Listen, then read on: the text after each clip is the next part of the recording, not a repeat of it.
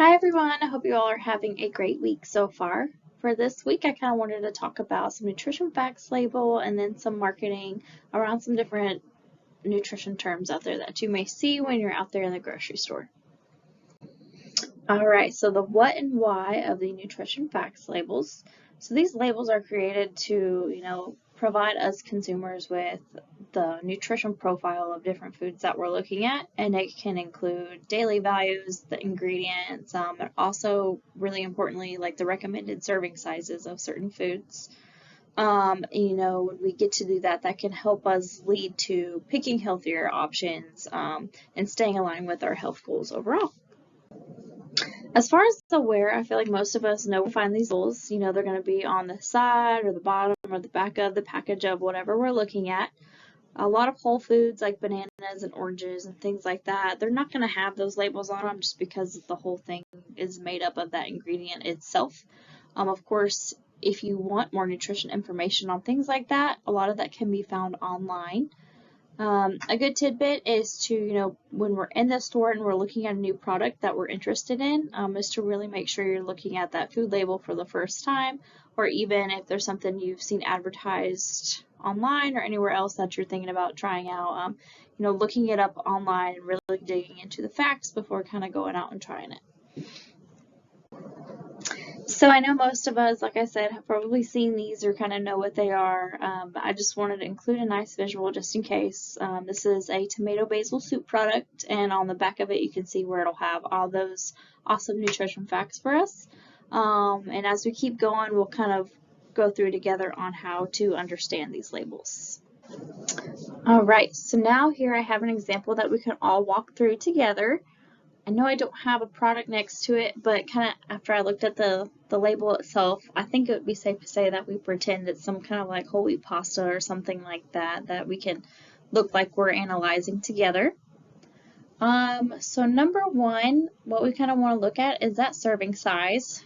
So this is talking about 2/3 cups of pasta. And everything down is going to describe the nutritional content of that portion size. Now, if we went back up, we see that that total box has about 8 serving sizes of pasta. So with that being said, if we wanted to find out the nutrition profile for the entire box, we would basically take all these numbers, like the calories, we would do 230 times 8 to get total amount of calories in the whole box. Now, as far as the serving size right there, that's typically what is the recommended amount of something.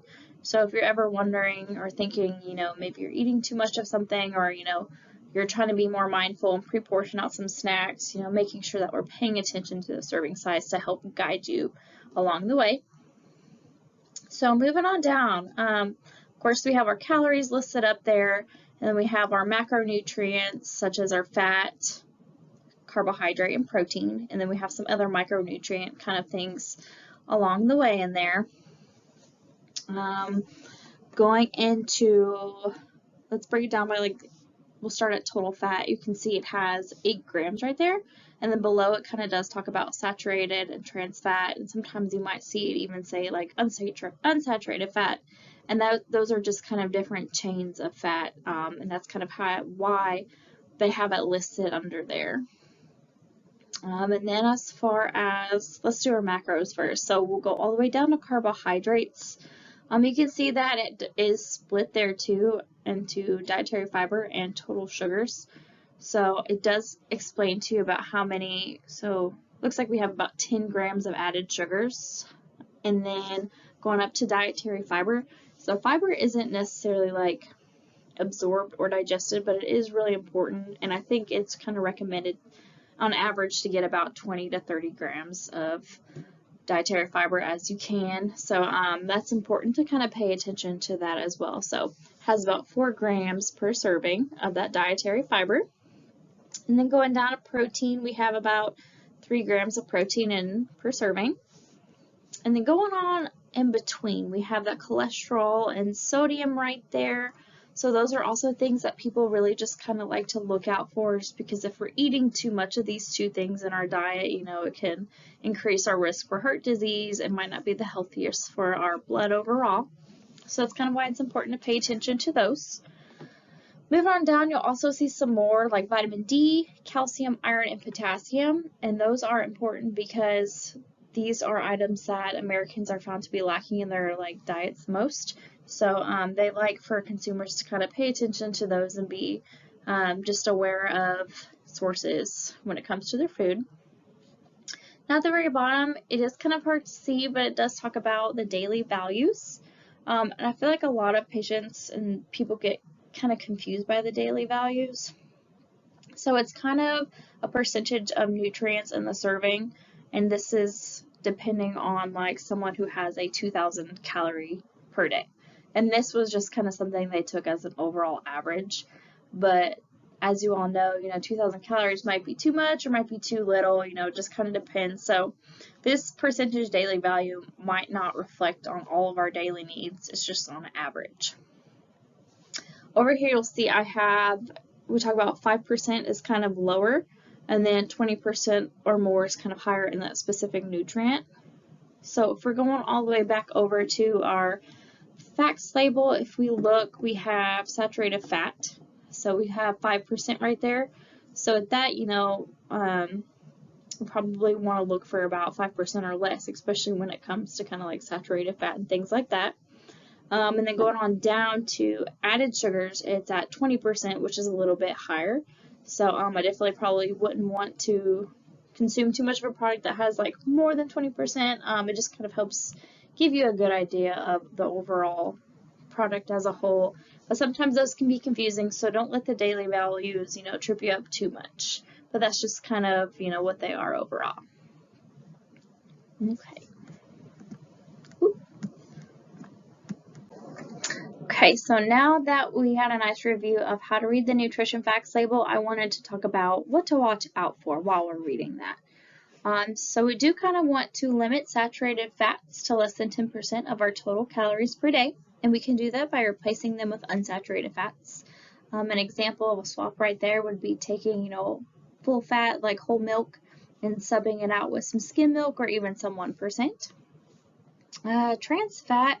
So trans fat was actually banned by the FDA in 2018, so I don't feel like it should be in a lot of products that you see. But however, if it was something that you did see in a certain product, just being mindful of that and trying not to eat a whole bunch of it. As far as sodium, it is recommended for the average person to have about 2,300 milligrams a day or less. Items that are going to be high in that are going to be canned things or frozen entrees or other frozen things too as well. So just kind of being mindful of that. As far as added sugars, whenever like we saw on that label, it had 10 grams of added sugars, and what that means is that it was 10 grams of, it could have been brown sugar, white sugar, different syrups, nectars, honeys, or other sweeteners or things like that. Unfortunately, I like to call sugar empty calories just because it's not super nutritious for us. So that's why we kind of want to moderate that throughout the day and not have a super high added sugar intake throughout the day. It's just kind of like the saturated fats. We want to get about, or we want to limit our added sugar intake to less than 10% of our total calories per day. Okay, so now I wanted to talk about some marketing claims and meanings, especially this might help you if you're, walking through the grocery store and you've seen these claims but not necessarily know kind of what they mean. We'll kind of start over at reduced. So reduced is when there is 25% less of a specified nutrient or calories than, the usual product. I feel like something that I usually see this in is going to be cheese. You'll see like reduced fat cheese. So, that reduced fat product is going to have 25% less fat than the original. That's kind of what that means there. As far as low sodium, this would be really good to look out for, especially if you are someone who's trying to watch their sodium intake. But this means that it has 140 milligrams or less of sodium per serving. The key there is per serving, though. So you have to make sure that, if it's a can of soup and it's saying that, but it has like 4 or 5 servings in it, then it's ideally going to have more sodium than we think. So that's why it's always important to look at the nutrition facts label and kind of understand what some of these mean. As far as fat or sugar-free, that just means that it has to have less than 0.5 gram of fat or sugar per serving. And then going on to a good source of, so that just means that it's going to provide at least 10% of the daily value of a particular nutrient, which could be like iron or vitamin D or something like that. And then for that last one, something that's going to be high or excellent source is going to provide 20% or more of that daily value of that specified nutrient per serving. So for the last subject, I did kind of want to touch on something that is a little controversial, and honestly these could be made into like a whole presentation itself. So I'm just going to kind of touch the surface of these, just because I do have a lot of questions about kind of like GMOs and the use of pesticides and like non-organic products versus organic. So, you know, like I said, I'm going to briefly touch on these. Everything I kind of got on here I got from our FDA website. So that's where I got this information from. But overall, as far as GMOs, so that's just genetically modified organism. And the reason why these were created was to help save crops, or to even, you know, use GMOs to prevent the use of as much pesticides. And it can increase the yield of our product, which, you know, is great where we have so many people in our planet today and things like that. So one thing a lot of people don't realize is that a lot of these like major GMO products, which I do kind of have them listed over here, so a lot of those products they are going to use for like animal feed and certain things like that, or as in smaller ingredients that make up a product as a whole. You know, one of the benefits of GMOs is that it can actually modify something to have a higher nutritional profile than it did before. And then like I said, I'm briefly scratching the surface on all this, but their cancer rates are not connected with eating GMOs. There has been, you know, successful research on humans and kind of that regards and things like that. So just wanted to throw that out there. And then as far as pesticide use, I definitely think that, like, and this is more of the like organic versus non-organic type product. I think it's definitely more important to get those vegetables and fruits in versus to worry about those pesticides. Both GMOs and like pesticide use are heavily regulated by the FDA, the Department of Agriculture, EPA, and I'm sure there's probably a lot more organizations out there that monitor these things to make sure that they are safe for human consumption, and, you know, even all the way through the packaging and the effects they have on being like certain crops next to non-GMO products and things like that. Like, there's a lot of protection that kind of goes into this. And I put this in here because when I found out this, it was very surprising, and it definitely made me feel a lot safer about choosing, you know, non-organic versus organic. But an average woman could consume about 850 servings of apples in one day without any effect, even if the apple has the highest pesticide residue recorded by the USDA. So, I mean, it would take a tremendous amount of ingestion of a certain produce for you to be negatively impacted by consuming something with the pesticide on it. At the end of the day, I will say this all comes down to preference. You know, do with what you feel safe with. I think, you know, if you're able to save more money doing things like the non-organic produce, that's kind of like what it comes down more to me, because I feel, you know, safe, and, you know, I kind of trust these organizations to monitor everything for us. So, like I said, I just kind of wanted to touch very briefly on these. I just wanted to say they're not as scary as they are made out to be, but at the end of the day, it's totally personal preference, and what you like the most. So I feel like that is good information on kind of those things right there. And if anyone ever wants more information or to see the handouts that I have, just let me know. As far as the apple, where I got that number, there's actually a website that calculates these things, and they have them for all different source of products. So if you're ever interested in checking that out, just let me know and I can share that website with you.